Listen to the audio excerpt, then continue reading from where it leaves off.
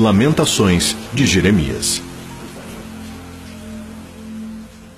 O livro de Lamentações não tem autor certo. Porém, a tradição diz que o profeta Jeremias, conhecido como o profeta chorão, por sua paixão profunda e duradoura pelo seu povo e sua cidade, escreveu Lamentações. Jeremias dedicou a sua vida ao trabalho de avisar aos judeus do julgamento iminente em consequência de séculos de rebeldia contra Deus. Mas não sentiu nenhum prazer no cumprimento de suas profecias. Ele sofreu com o povo, chorando pela dor de uma nação que se tornou indefesa diante do castigo severo. O livro é uma reação da alma, como poucas vezes demonstrada na Bíblia, sobre a destruição de Jerusalém pelo exército babilônico. O livro em si é um poema da alma e uma expressão da ação de um Deus com seu povo. O livro, que começa com uma lamentação, termina acertadamente com arrependimento. A ira de Deus é aceita, mas não sem grande carga de resistência emocional. Poderia Deus agir como inimigo do seu próprio povo e levá-lo a terrores que são penosos até de se descreverem? Mesmo face à justiça de Deus, a agonia e perplexidade do acontecimento são livremente expressas, o que nos mostra que este livro é uma mensagem poderosa em tempos de angústia. Como resultado da idolatria contínua e sem arrependimento de Judá, Deus permitiu que os babilônicos assediassem, saqueassem, queimassem e destruíssem a cidade de Jerusalém. O templo de Salomão, que tinha existido por cerca de 400 anos, foi totalmente queimado. O profeta Jeremias, uma testemunha ocular desses acontecimentos, escreveu o livro de Lamentações como um lamento pelo que tinha acontecido a Judá e Jerusalém. Existem 5 capítulos, ou seja, 5 poemas líricos. Os 4 primeiros são acrósticos, cada versículo começando sucessivamente com uma das 22 letras do alfabeto hebraico. A forma acróstica tinha um objetivo principal: facilita a memorização da catástrofe que se abateu em Jerusalém. Vale lembrar que o povo hebreu tinha uma forte tradição oral, e este método ajuda no processo de disseminação do conteúdo. O capítulo 1 descreve o terrível sofrimento de Jerusalém como uma viúva, que além de perder o marido, foi levada à escravidão. O motivo foi claramente identificado. Jerusalém pecou gravemente, e por isso se tornou repugnante. O primeiro poema personifica a cidade de Jerusalém como uma mulher orgulhosa, brutalmente estuprada e abandonada, enfatizando a solidão, a decadência e o abandono. Ela, a Jerusalém personificada, pergunta: existe alguma dor igual à minha dor? Estende as mãos e diz: Deus é justo, pois foi contra a sua boca que me rebelei. Jerusalém clama a Deus para que traga calamidade sobre seus inimigos exultantes, assim como trouxe sobre ela.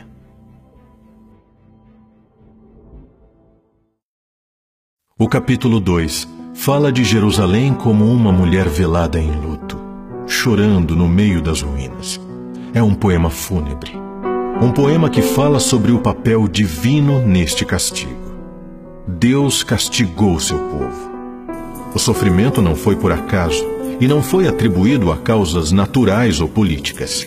Tornou-se o Senhor como um inimigo, devorando Israel. Devorou todos os seus palácios, destruiu as suas fortalezas e multiplicou na filha de Judá o pranto e a lamentação. Como Deus, na sua ira, enublou a filha de Sião. O segundo poema mostra que é o próprio Deus quem derrubou por terra a beleza de Israel. Fez que se esquecesse da festividade e do sábado e deixou fora seu altar e santuário. Jeremias exclama: os meus olhos acabaram em puras lágrimas. Os meus intestinos estão em fermento. O meu fígado se derramou por terra por causa da derrocada da filha do meu povo. O capítulo 3 apresenta os apelos feitos pelo povo ao Senhor, buscando sua clemência e misericórdia. Apesar da severidade do castigo, reconhecem que Deus foi misericordioso e não destruiu por completo seu povo. Ah, as misericórdias! As misericórdias do Senhor são a causa de não sermos consumidos, porque as suas misericórdias não têm fim. Por causa desta confiança na misericórdia de Deus, o povo ainda esperava a reconciliação. O Senhor não rejeitará para sempre, pois ainda que entristeça alguém, usará de compaixão segundo a grandeza das suas misericórdias. O terceiro poema frisa a esperança de Sião na misericórdia de Deus. Mediante muitas metáforas, o profeta mostra que foi Deus quem trouxe o cativeiro e a desolação. Na amargura da situação, o escritor pede a Deus que se lembre de sua aflição e expressa fé na benevolência e nas misericórdias de Deus.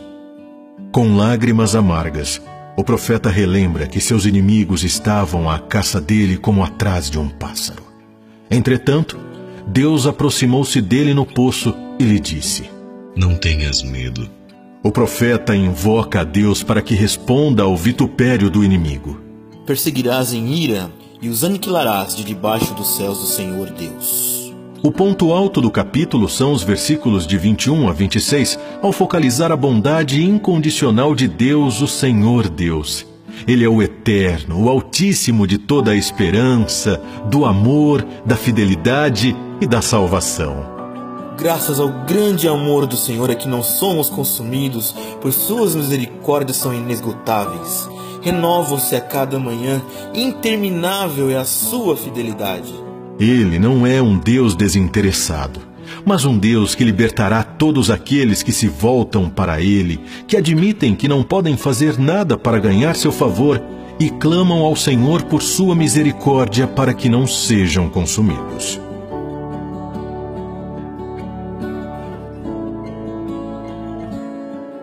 O capítulo 4 é saudosista. Considera o grande sofrimento de Jerusalém, lembrando da glória e felicidade desta cidade em outras épocas. O quarto poema lamenta a glória desvanecida do templo de Deus, cujas pedras são derramadas nas ruas. Os filhos preciosos de Sião tornaram-se de pouco valor, semelhantes a talhas de barro. Não há nem água nem pão, e os que foram criados no luxo tiveram de abraçar montes de cinzas. A punição é até maior do que pelo pecado de Sodoma. Os nazireus outrora, mais puros do que a neve, mais brancos do que o leite, tornaram-se mais escuros do que o próprio negrume e estão todos enrugados. Melhor seria ter sido morto pela espada do que pela fome, numa época em que as mulheres cozinharam seus próprios filhos. Deus derramou a sua ira ardente. Sucedeu-se o inacreditável. O adversário entrou pelos portões de Jerusalém. E por quê? Por causa dos pecados dos seus profetas, pelos erros dos seus sacerdotes, que derramavam sangue justo. Como é comum nos profetas, os líderes são citados como os principais culpados. Não creram os reis da terra. Foi por causa dos pecados dos seus profetas, das maldades dos seus sacerdotes, que se derramou no meio dela o sangue dos justos. Agora, a única fonte de consolação era saber que haveria a restauração para Jerusalém e também o julgamento das nações ao seu redor. O capítulo 5 descreve o arrependimento do povo clamando a Deus e pedindo perdão. O quinto poema se inicia com uma solicitação para que Deus se lembre de seu povo que se tornou órfão. Representam-se os habitantes de Jerusalém como que falando: seus antepassados é que pecaram e é o erro deles que precisam agora levar. Meros servos dominam sobre eles, que são torturados pela agonia da fome. A exultação de seu coração cessou, e a sua dança se transformou em luto. Seu coração está enfermo. Agora reconhecem humildemente a Deus. Quanto a ti, ó Deus, estarás sentado por tempo indefinido. O teu trono é por geração após geração. E clamam: traze-nos de volta, ó Deus, a ti mesmo, e nós prontamente voltaremos. Traze-nos novos dias como outrora. Todavia, rejeitaste-nos positivamente. Indignaste-te muito conosco. Lamentações expressa a completa confiança de Jeremias em Deus.